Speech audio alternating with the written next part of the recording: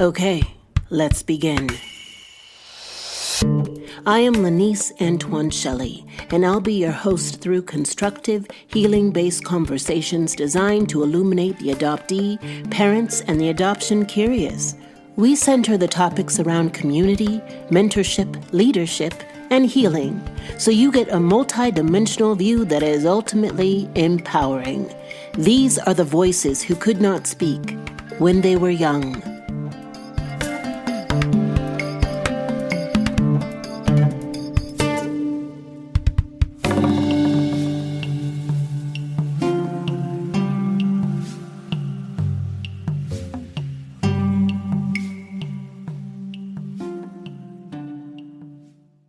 Hey y'all, if you've seen me on Instagram, I'm in my summer glow phase and I am unapologetic about it.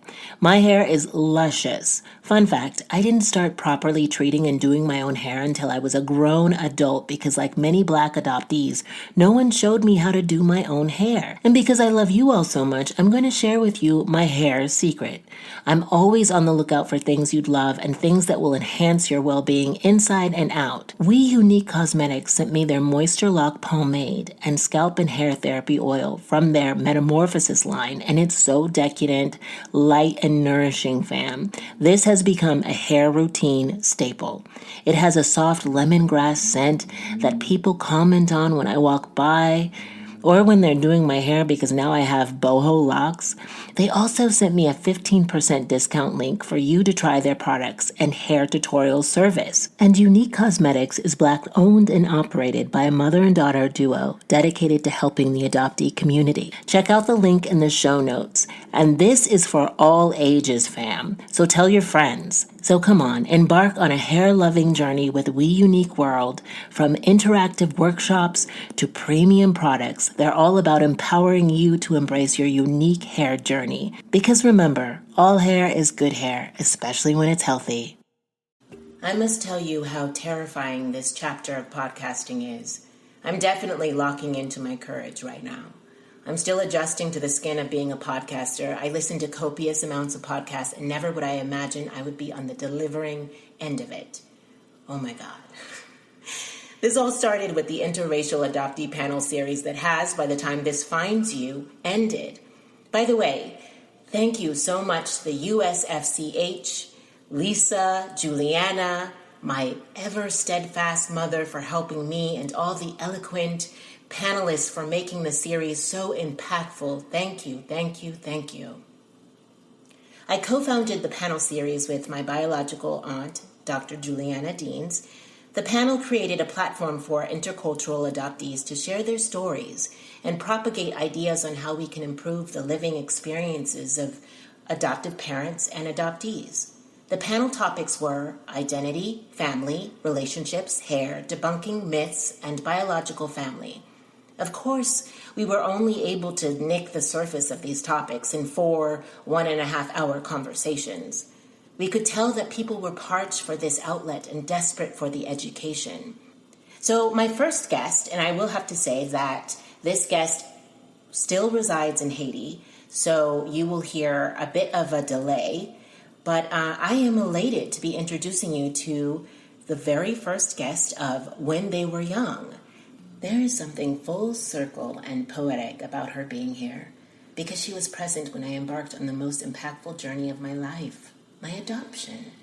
This woman is the president and CEO of U.S. Fondation for the Children of Haiti, the organization helming the orphanage I came from, once called Haiti Home for Children and later was known as Rainbow of Love Nursery.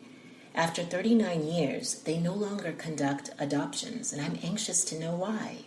Here is President, CEO, adoptive mother, leader, nurse, woman of faith, and visionary, Gladys Thomas. Okay, yeah.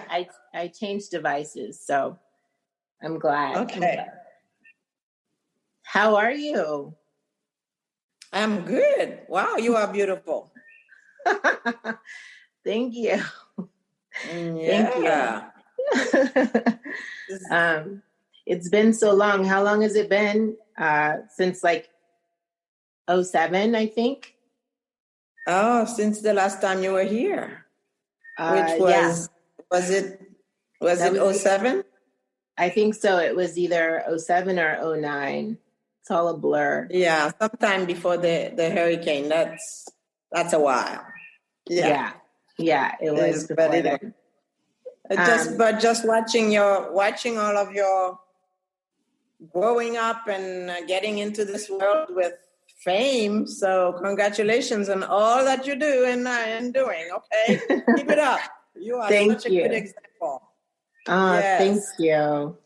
I've been fortunate to have a really strong support system. So that helps a great deal, as you know. I so appreciate you watching the panel. What was that like, watching the panel? Oh, it was interesting to see all of the reactions to, to questions that sometimes we don't think of.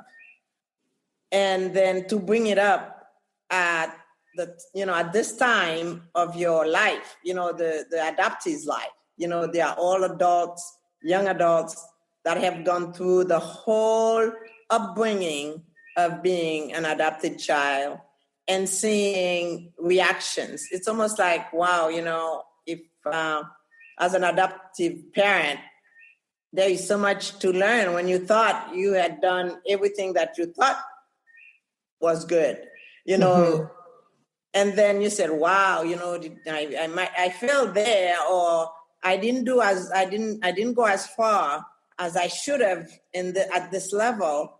And then it's coming out, but in a nice way, which was, I think I really love the atmosphere of the panels. And I think it's conducive to having the parents coming in, and even like some parents probably come and say, can I make up to this? Can I make up something just to try to fix it? And I thought it was all good all along, and and the reason that they would probably feel, instead of feeling, guilty or anything like that, instead of that, it's like, oh wow, if I could make it up to my child, now that I know, I would.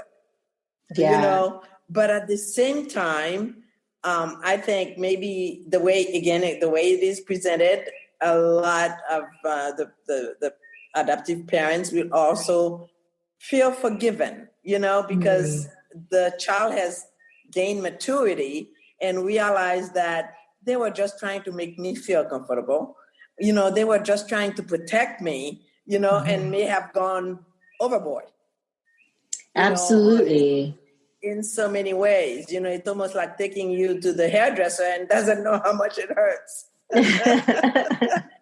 Well, we don't want parents to feel like we're giving them a guilt trip. It isn't about that. Exactly. It's about having tools, because if they knew better, they would have done better. We acknowledge that, right?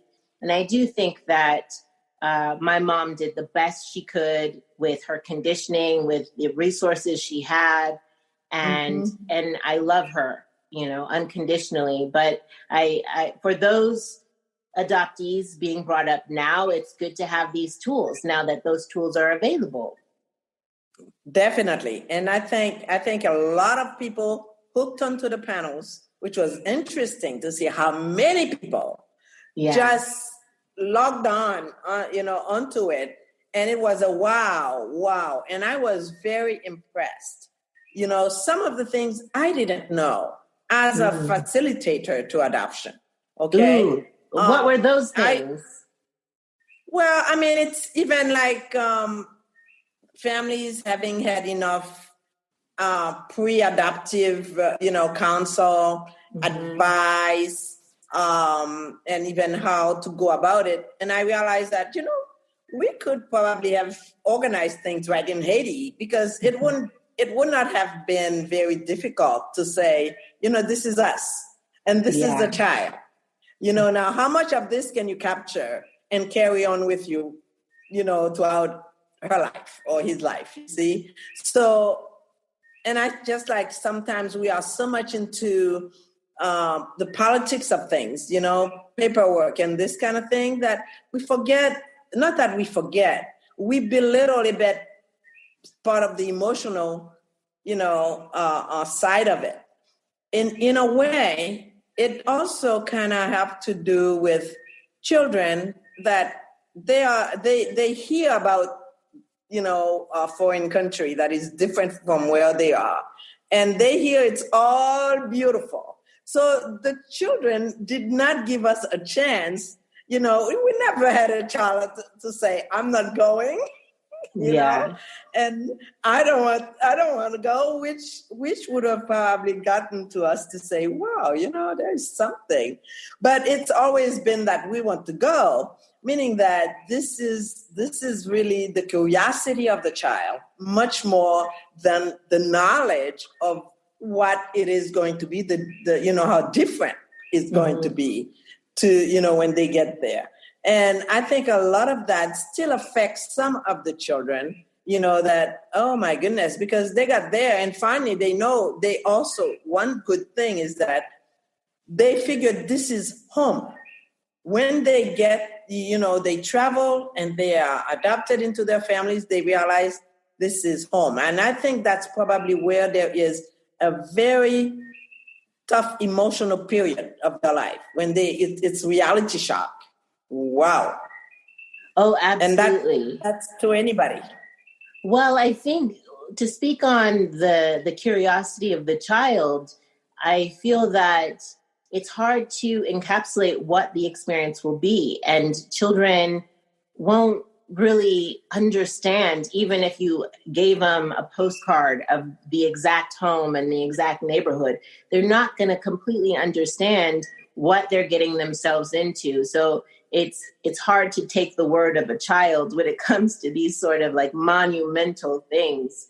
But you're right. It is the curiosity of the child that makes adoptive agencies believe that it's okay or will be okay. But I think what I'm curious about now is just the curiosity of the adoptive parents and how they can really educate themselves about this child that they're bringing into their communities, and hopefully they can bring them into a community that's loving, a community that's tolerant and able to support the differences of this child, because a lot of adoptees are put into these situations that are not ideal because they're the only one. And growing up, and I'm hearing these stories time and time again about adoptees feeling quite othered and quite just different in a very bad way when it comes to being the only one in their families or being the only one in their schools or communities and not having someone that looks like them. But I was curious, how much do you know of the podcast that I'm starting? Actually, not much. And I am glad to be, one of your invitees. Thank you. And I'm very honored. Thank you so much. And I think, so since I'm the first one, I really would like to really be watching more and more of it so that I can see where you are, how much you are really going to bring out. For that will be useful. And I'm sure it's going to be useful, first of all, to you, because this is an expression of yourself, okay, as an adoptee. Yes. Which I think a lot of people are going to appreciate, okay, and a lot of adoptees going to appreciate. I don't know how many people you're going to drag after you, my dear, but I think that's going to happen. What I'm hoping, actually, as I said, I will be watching, as much as I am able to. What I think I'm hoping is that parents, adoptive parents, prospective parents, they can also kind of really dig deep inside themselves to really see how ready they are for this change in their lives, no matter what. This is it can be exciting. This is an exciting change.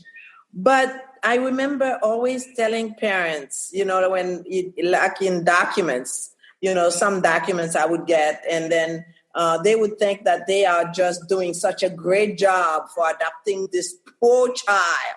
And I'm usually putting these dossiers on the side, okay? Because It's usually you're not doing anybody any favors. I this love is that you something said that. I love that you said that. It is reality. Mm-hmm. So that we know, and that's what usually would give me the assurance that this is where this child is going to someone who has just been longing for this child.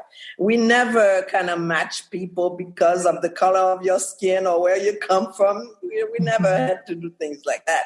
Meaning that if it was white, black, blue, yellow, red, it does not matter.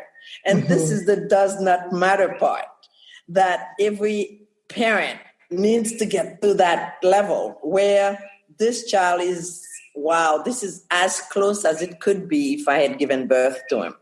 Yes. You see? So this is what is going to really make maybe a lot of adoptive parents just kind of retest themselves and bring out to their child even more love, more encouragement. Just having that family matter. It's going to be really, this family matters. And it doesn't matter whether, our family is different colors, different origin, different race. So I don't think anybody could. I mean, I personally spent time in the States. Mm-hmm. And I think that's what I realized, the difference between what maybe a lot of the adoptees get growing up within their families, white or black, but within their families, and not necessarily being seen as African American. No, I remember my time in the States. I don't consider myself African American. I consider myself Haitian American because, one, my features are way more prominent than an average African American. And people always ask me, where are you from? Where are you from? But also, I take pride in being Haitian. I believe a lot of adoptees want to feel that pride and feel that the specialness of being from the Caribbean. I think that's important. And I've definitely spent time reclaiming that pride for myself. But I think, do you mind if I ask you a few questions? Oh, no problem. I did do some research on you, Gladys, which I'm thoroughly impressed.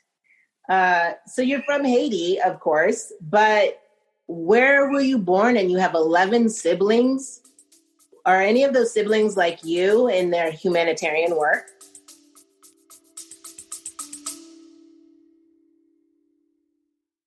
Hey, I want to share with you something that has changed my life. It's more like someone, my therapist. Why is she so important?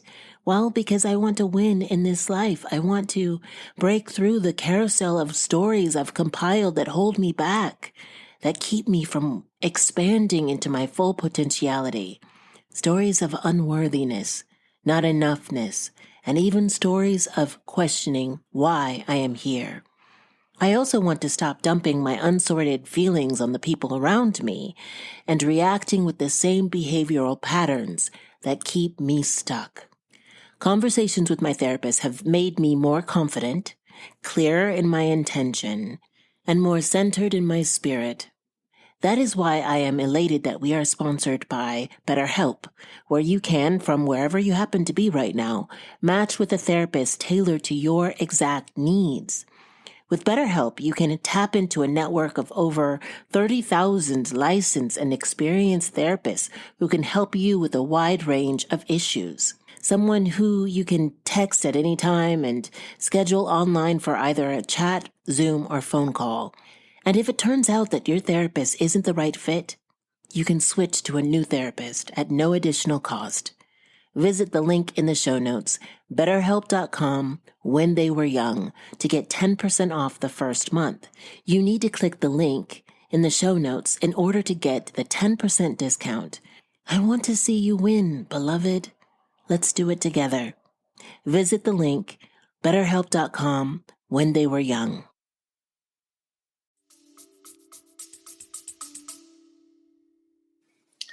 Well, I was born in Saint Michel, where you were born, I think. Oh.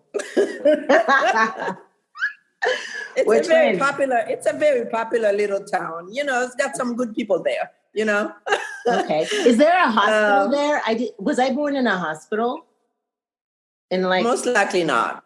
Okay. That's what I figured. Okay. I wasn't born in a hospital either.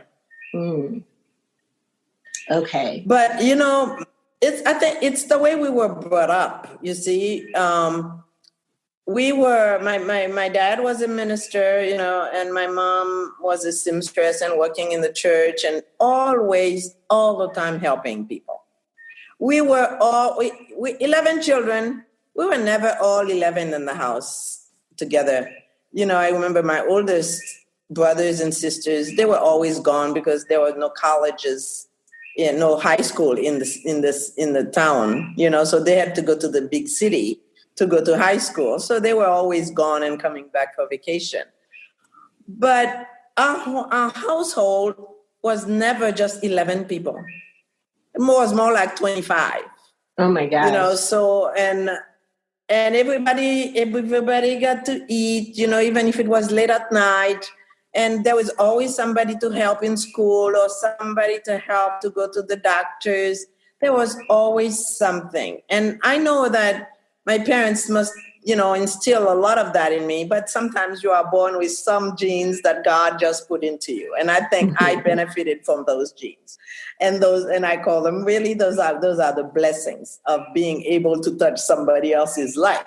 I didn't know, and I'm not just, looking at myself as anything but a servant, or somebody who's just always, ready to help others, which is a blessing to me because I've seen a lot of good things. And, because of that, look at you. And these are the things that just warms my heart when I say, I'm blessed.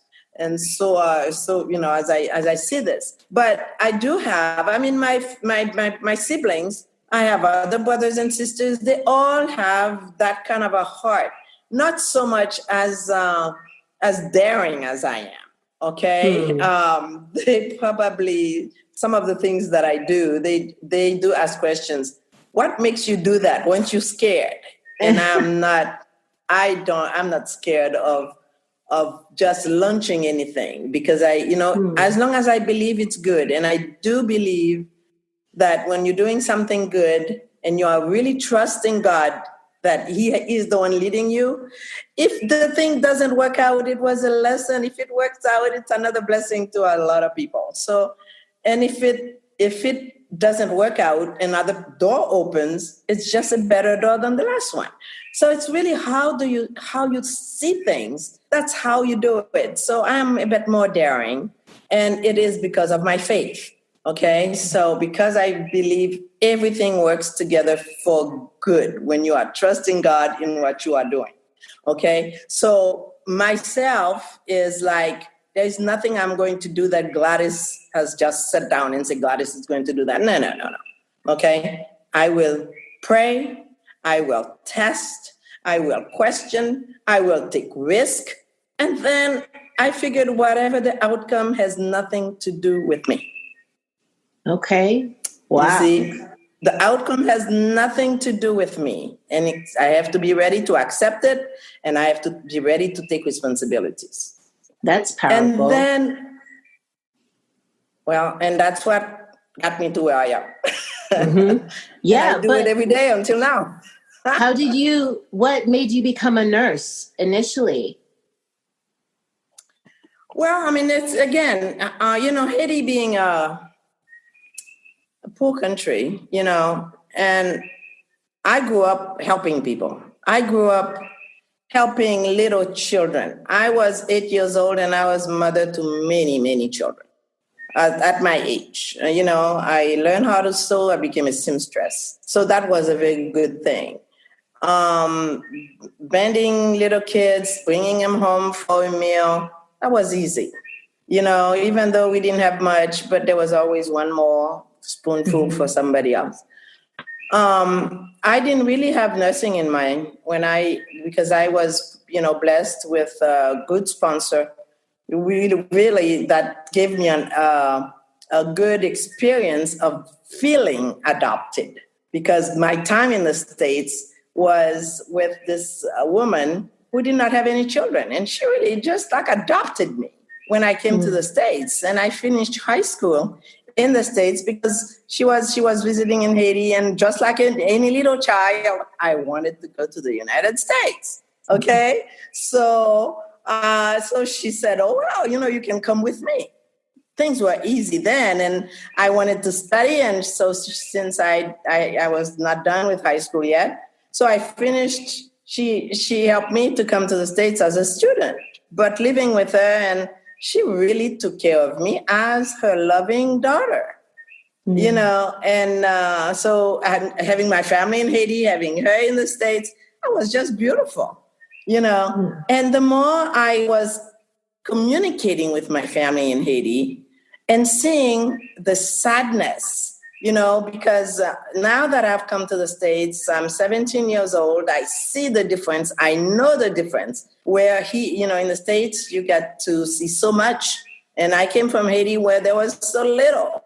I would open the refrigerator and I just cried, wishing I could just take all that food and take it to Haiti so I could give it to my family. So it was easy to really say, what would I do? Yeah, I could be a social worker, but I probably wouldn't have anything to give, Then if I'm a nurse, I have that knowledge of touching someone or of really doing something or having, there would be an act that I can do to make someone feel better instead of just talking. So I when I was looking, I suffer from that.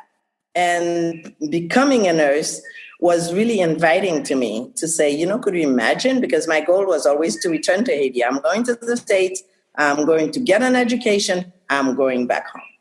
That was my desire from before I left. So going back, I didn't want to go back and say I'm wasted my time. So becoming a nurse was a beautiful experience. I didn't know what I was getting into. I just know that it could be of help to somebody else. So whatever I would have to suffer to become a nurse, I was ready for. Okay, because I know you stumbled upon, well, maybe not stumbled upon, but when you took over the orphanage in 1981, you were there just to be a nurse. And then how did you transition to being the facilitator? Well, I was in the, first of all, before I even got into the orphanage, I was in a center for single mothers, with children in need. And these kids, their needs were very, health needs. So I was the nurse there, volunteering at that, Center for Women, and called Christian Women in Action. So that's from there that I was taking care of kids that I got called into the orphanage. But that's at that point, I realized that I really had more in me, for having an administrative mind, a disciplined mind, a business mind. I found so much about myself that I didn't know, because it was just automatic. It wasn't something that I was thinking of how to do. I am a convincing person. I can, so I didn't know until things were doors were opening up to me from my just nicely imposing, Yeah. and doors open.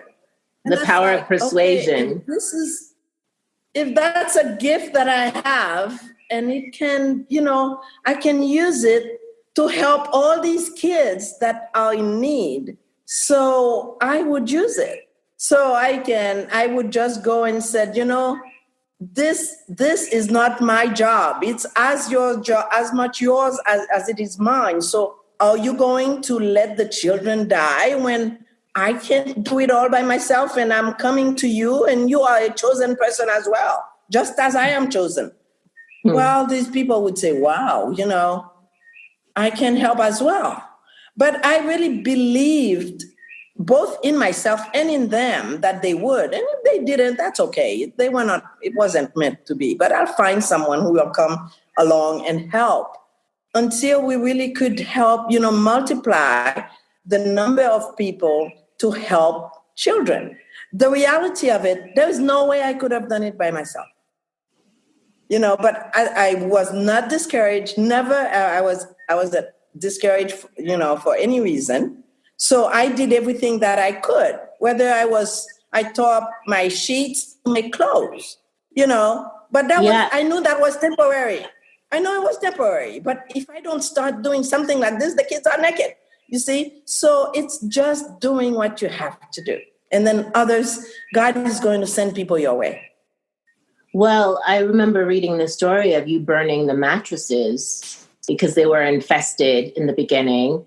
And what a testament of faith that was, because you didn't know if you could get new mattresses, but lo and behold, somebody called and offered to help. And so those kinds of miraculous things, it seems like your story is just littered with. That's exactly the way it goes. That's my life. I think that was a beginning. God said, take this and drag this story through your life, because if I helped you then, I will help you now. And I am stuck to this 27 years ago or more.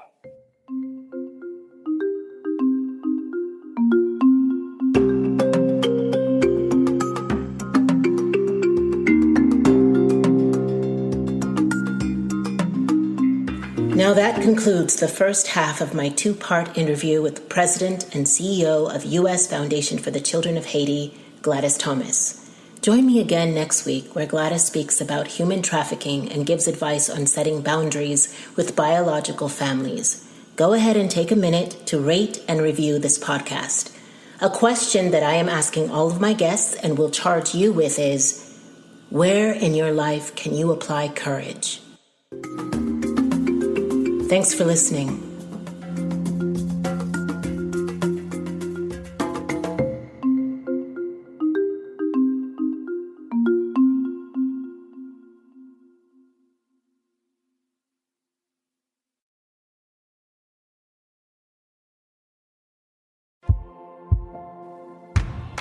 Another beautiful episode. Thank you so much for listening, and thank you to my guest today. If you liked this episode, the best way to support me and this work is to write an iTunes review, a 5-star review. This helps us reach the top of searches and helps more people to find us. And if you personally want to connect, please reach out on Instagram or Facebook. And I have some great resource material on my website at laniceantoineshelley.com. So go on over there too. Until next we meet, go gently and have courage, my love.